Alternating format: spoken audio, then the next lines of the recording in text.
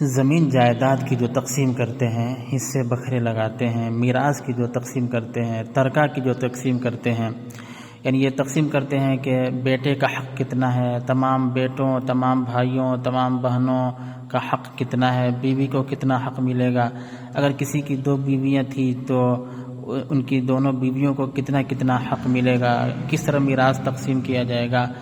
تو اس سلسلے میں ضروری باتیں میں کرنا چاہتا ہوں، اسے بہت غور سے سنیں۔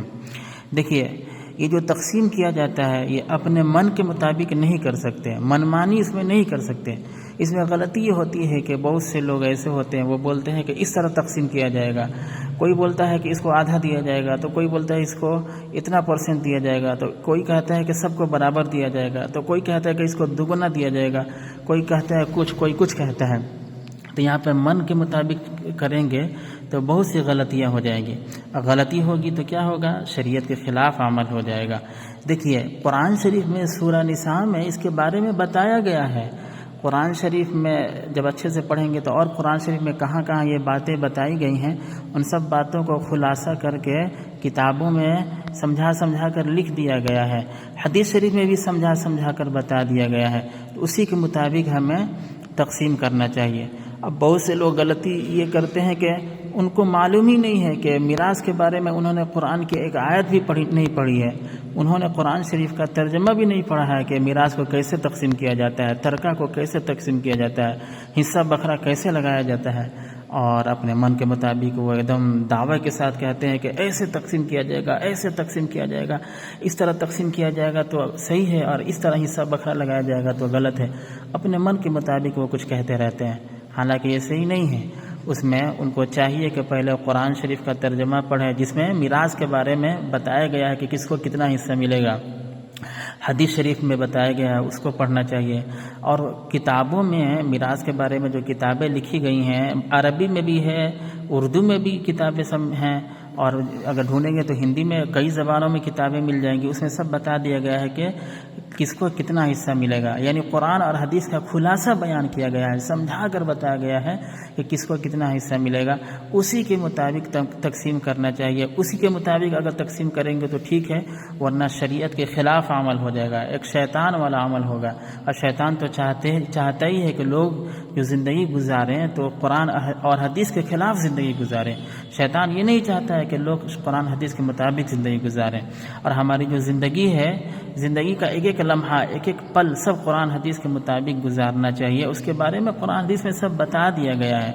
اب اسی زندگی میں ہم نماز بھی پڑھتے ہیں، روزہ بھی رکھتے ہیں، تو بتائیے کوئی اپنے من کے مطابق نماز پڑھے گا، منمانی کرے گا، منمانی روزہ رکھے گا، جس طرح چاہے گا اس طرح روزہ رکھے گا، روزے کی حالت میں جس طرح چاہے گا اس طرح رہے گا، حج کرنے جائے گا تو جس طرح چاہے گا اس طرح حج کرے گا، کیا قبولیت سے اس کے حج کو نوازا جائے گا؟ کیا اس کے عمرے کو قبول کیا جائے گا؟ کیا اس کی نماز قبول کی جائے گی؟ کیا اس کی زکوٰۃ کو قبول کیا جائے گا؟ نہیں، ہرگز نہیں، بلکہ اسی نماز کو قبول کیا جاتا ہے جو قرآن حدیث کے مطابق ہو۔ تو بتائیے، نماز صحیح پڑھنے کے لیے ہمیں سیکھنا پڑتا ہے کہ نہیں؟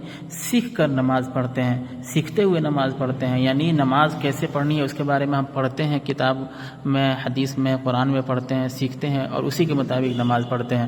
من کے مطابق کریں گے تو غلطیاں ہو جائے گی۔ اسی طرح میراث کا بھی جو معاملہ ہے، اپنے من کے مطابق تقسیم کریں گے تو بہت سی غلطیاں ہوں گی۔ میراث کے بارے میں جو قرآن حدیث میں باتیں بتا دی گئی ہیں، انہی باتوں کو سامنے رکھتے ہوئے ان کو پہلے پڑھنا چاہیے، سمجھنا چاہیے، اور اسی کے مطابق تقسیم کریں گے تو اچھا ہے۔ اس کے مطابق اگر تقسیم نہیں کریں گے تو بڑی خرابی ہے۔ اب سوچئے کہ میراث کا جو علم ہے، یہ جو جانکاری ہے، معلومات ہیں، یہ معمولی نہیں ہے۔ اس کو سیکھنے کے لیے پسینے چھوٹتے ہیں، محنتیں کرنی پڑتی ہے، پھر آدمی تقسیم کرنے کا اہل ہوتا ہے، تقسیم کر سکتا ہے۔ لیکن بہت سے لوگ ایک حرف بھی نہیں پڑھیں، ایک لفظ بھی نہیں پڑھیں اور تقسیم کرنے لگتے ہیں، تو انہیں ڈرنا چاہیے اور انہیں اپنی عقل کا استعمال کرنا چاہیے کہ بتائیے، بغیر سیکھے ہوئے ڈرائیونگ کریں گے تو غلطیاں ہو جائیں گی، بغیر سیکھے ہوئے آپ کمپیوٹر چلائیں گے تو کتنی غلطی ہوگی، بغیر سیکھے ہوئے کار چلائیں گے اور موٹر سائیکل چلائیں گے تو بتائیے کتنا خطرناک معاملہ ہو سکتا ہے، کتنا خطرناک ایکسیڈنٹ ہو سکتا ہے۔ اسی طرح بغیر سیکھے ہوئے اپنے من کے مطابق نماز پڑھیں گے تو نماز ہوگی کیا؟ ہاں، سیکھ کر نماز پڑھیں گے، اچھے سے نماز پڑھیں گے قرآن حدیث کے مطابق، تو وہ نماز قبول ہوگی۔ ہاں اگر کسی کو ابھی نہیں معلوم ہے نماز پورا تو اسی طرح آئے, اٹھ بیٹھ کرے, ایک ایک بات سیکھے, پڑھتا رہے, اللہ سے معافی مانگے. لیکن جو معاملہ ہے میراث کا معاملہ ہے, بغیر سیکھے ہوئے اگر معلوم نہیں ہے آپ کو کہ کیسے تقسیم کرنا ہے, تو یہاں پہ یہ تھوڑا کہا جا رہا ہے کہ آپ کو تقسیم ہی آپ خود کیجئے, بلکہ یہاں پہ یہ کہا جا رہا ہے کہ جو جانکار ہیں, جو عالم ہیں, جو مفتی ہیں, ان سے تقسیم کروا لیجئے. لیکن نماز کی تو بات ہے کہ آپ کو نماز پڑھنی نہیں آتی ہے تو آپ کو عاجز نماز پڑھنی ہے, اور امام صاحب سے, مفتی صاحب سے پوچھے کس طرح نماز پڑھنی ہے. ابھی سے ایک دن میں تو پورا سیکھ نہیں لیجیے گا, لیکن اسی طرح کرتے کرتے پڑھیے, معافی مانگیے, سیکھتے رہیے. کچھ دنوں تک یعنی نہیں بھی سیکھے رہیے گا, اسی طرح پڑھتے رہیے گا تو اللہ اپنی رحمت سے قبول کریں گے. لیکن سیکھتے بھی رہیے. اور نماز تو ہر انسان کو پڑھنا ہے, لیکن میراث جو تقسیم کرنا ہے ہر انسان کو خود سے کرنا ضروری نہیں ہے, بلکہ اس میں یہ بتایا گیا ہے, قرآن حدیث کا خلاصہ یہ ہے کہ اگر آپ کو خود تقسیم کرنا نہیں آتا تو کسی مفتی سے تقسیم کروائیے, لیکن خود سے تقسیم کر کے غلطی مت کیجیے.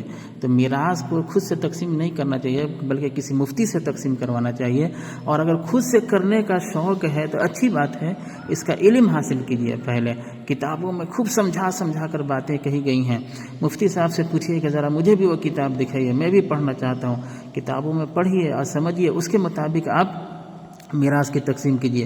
اب بتائیے کہ کچھ لوگ یہ کہتے ہیں کہ بیٹا کو اور بیٹی کو سب کو برابر حصہ ملے گا. کچھ لوگ یہ کہیں گے کہ بیٹا کو اور بہن کو اور بھائی کو سب کو برابر حصہ ملے گا.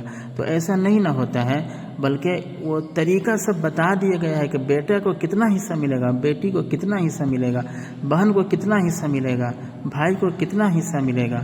مثال کے طور پر کہ ایک بھائی ہے اور 2 بہن ہیں یا جو بھی ہے, تو بھائی کو کیا بھائی کو بھی 1 روپیہ ملے گا, بہن کو بھی 1 روپیہ ملے گا, اور بیٹی کو بھی 1 روپیہ ملے گا. اور ایک بھائی ہے تو ایک بھائی کو 1 روپیہ ملے گا, 2 بہن ہے تو دونوں بہنوں کو 1 روپیہ ملے گا. ایسا ہوتا ہے کیا؟ تو ایسا نہیں ہوتا ہے, بلکہ اس کا سب طریقہ ہے. اب کوئی اگر جاننا چاہتا ہو اس سلسلے میں تو وہ مجھ سے کانٹیکٹ کرے گا, تو میں کتابیں بتا دوں گا, یا کسی بھی مفتی سے پوچھے گا تو وہ لوگ کتابیں بتا دیں گے. ان کتابوں میں جا کر دیکھ لیں کہ اگر ایک بھائی ہے اور ایک بہن ہے تو بھائی کو کتنا ملے گا اور بہن کو کتنا ملے گا. اگر ایک بھائی ہے اور 2 بہن ہیں تو بھائی کو 1 روپیہ ملے گا, تو بہن کو 1 روپیہ ملے گا, یا 2 روپیہ ملے گا, یا 3 روپیہ ملے گا, یا 4 روپیہ ملے گا, کتنا ملے گا. یہ سب دیکھ لینا چاہیے, سیکھ لینا چاہیے, سمجھ لینا چاہیے, اس کے مطابق عمل کرنا چاہیے. اور یاد رکھیے, جو لوگ میراث کا علم حاصل کرتے ہیں وہ بہت ثواب کا کام ہے, اور جو لوگ نہیں جانتے ہیں انہیں چاہیے کہ اللہ سے ڈریں, قرآن حدیث کے خلاف میراث کی تقسیم نہ کریں, بلکہ وہ مفتیوں سے, علماء سے, اچھے علماء, پرہیزگار علماء سے پوچھیں, اس کے مطابق تقسیم کریں یا کروائیں, اور خود بھی علم حاصل کریں. میراث کا علم حاصل کرنے سے بڑا ثواب ملتا ہے, اور علم حاصل کر کے لوگوں کو بتائیں کہ بھائی دیکھیے تقسیم ایسے کیا جاتا ہے, غلط طریقے سے تقسیم مت کیجیے گا ورنہ ظلم ہو جائے گا, شیطان کے طریقے سے تقسیم مت کیجیے گا ورنہ ظلم ہو جائے گا, بلکہ قرآن کے مطابق, حدیث شریف کے مطابق, نبی صلی اللہ علیہ وسلم کے طریقے کے مطابق, صحابہ کرام کے طریقے کے مطابق تقسیم کیجیے گا, تاکہ ثواب بھی ملے گا اور عدل ہوگا, انصاف ہوگا, اور ظلم سے بچے رہیں گے, اور اللہ تعالیٰ اس بات سے خوش ہوں گے. اللہ تعالیٰ جہنم سے بچائیں گے, جنت عطا فرمائیں گے. وآخر دعوانا ان الحمدللہ رب العالمین. اس میسج کو سب لوگوں تک پہنچانا چاہیے تاکہ لوگ میراث کے سلسلے میں صحیح جانکاری حاصل کریں.